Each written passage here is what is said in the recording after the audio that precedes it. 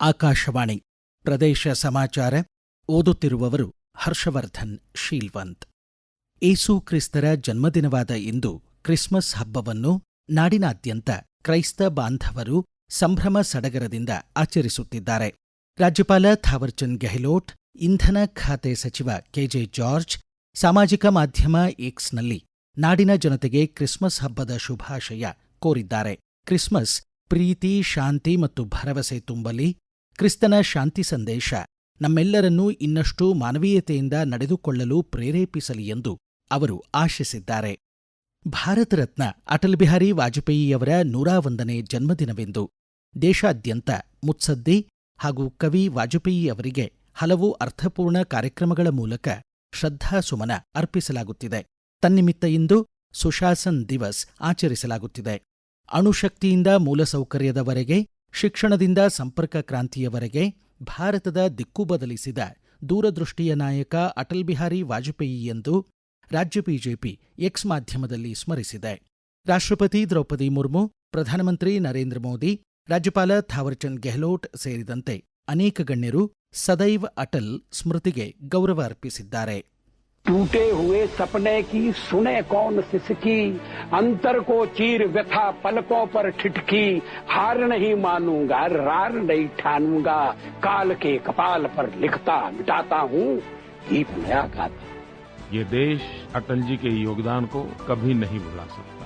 उनके नेतृत्व में हमने परमाणु शक्ति में भी देश का सर ऊपर किया. पार्टी नेता हो, संसद सदस्य हो, मंत्री हो या प्रधानमंत्री, अटल जी ने प्रत्येक भूमिका में एक आदर्श को प्रतिष्ठित किया. अटल जी के जन्मदिन पर मैं उनको प्रणाम करता हूं.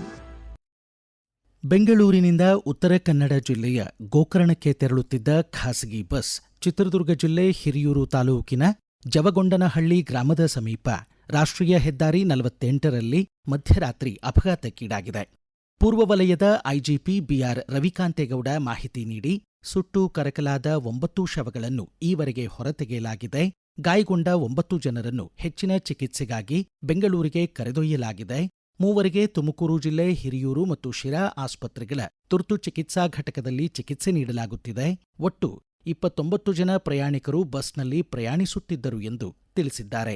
ಸಾರಿಗೆ ಖಾತೆ ಸಚಿವ ರಾಮಲಿಂಗಾರೆಡ್ಡಿ, ಗೃಹ ಖಾತೆ ಸಚಿವ ಜಿ ಪರಮೇಶ್ವರ್ ಕಂಬನಿ ಮಿಡಿದಿದ್ದಾರೆ.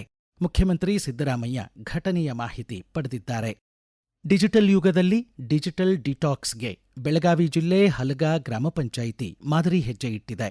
ತಂತ್ರಜ್ಞಾನದ ಲಾಭಗಳನ್ನು ಸದುಪಯೋಗಪಡಿಸಿಕೊಳ್ಳುವಾಗ ನಮ್ಮ ಸಾಮಾಜಿಕ ಜವಾಬ್ದಾರಿಗಳನ್ನು ಕೂಡ ಮರೆಯಬಾರದು ಎಂಬ ಹಲಗಾ ಗ್ರಾಮ ಪಂಚಾಯಿತಿಯ ಉದ್ದೇಶ ಶ್ಲಾಘನೀಯ ಎಂದು ಗ್ರಾಮೀಣಾಭಿವೃದ್ಧಿ ಖಾತೆ ಸಚಿವ ಪ್ರಿಯಾಂಕ್ ಖರ್ಗೆ ಸಾಮಾಜಿಕ ಮಾಧ್ಯಮ ಎಕ್ಸ್ನಲ್ಲಿ ತಿಳಿಸಿದ್ದಾರೆ.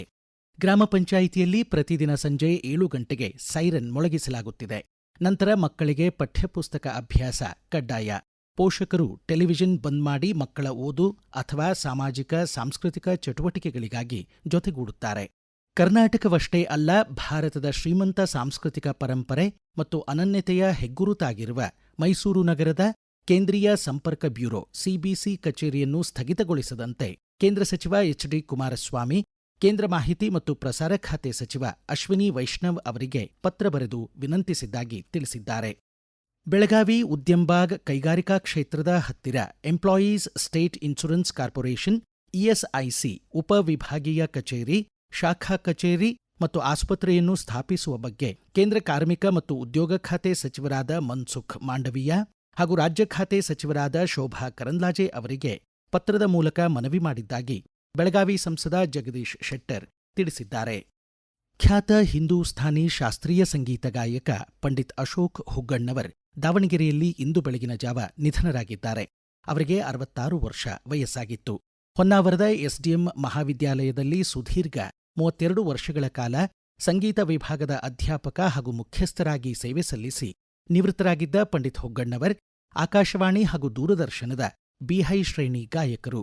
ಚಂದ್ರಪ್ರಭಾ ಅಭಿನಂದನಾ ಗ್ರಂಥ ಸೇರಿದಂತೆ ಅನೇಕ ಪುರಸ್ಕಾರಗಳಿಗೆ ಅವರು ಭಾಜನರಾಗಿದ್ದಾರೆ. ಹುಬ್ಬಳ್ಳಿಯ ವಿದ್ಯಾನಗರದ ರುದ್ರಭೂಮಿಯಲ್ಲಿ ನಾಳೆ ಬೆಳಗ್ಗೆ 11:30 ಬಳಿಕ ಪಾರ್ಥಿವ ಶರೀರದ ಅಂತ್ಯಕ್ರಿಯೆ ಜರುಗಲಿದೆ ಎಂದು ನಿಕಟವರ್ತಿಗಳು ತಿಳಿಸಿದ್ದಾರೆ. ಆಕಾಶವಾಣಿಯ ಬಹುಶ್ರುತ ಮನ್ ಕಿ ಬಾತ್ ಕಾರ್ಯಕ್ರಮ ಬರುವ 28ರಂದು ಭಾನುವಾರ ಬೆಳಗ್ಗೆ 11 ಗಂಟೆಗೆ ಪ್ರಸಾರವಾಗಲಿದೆ.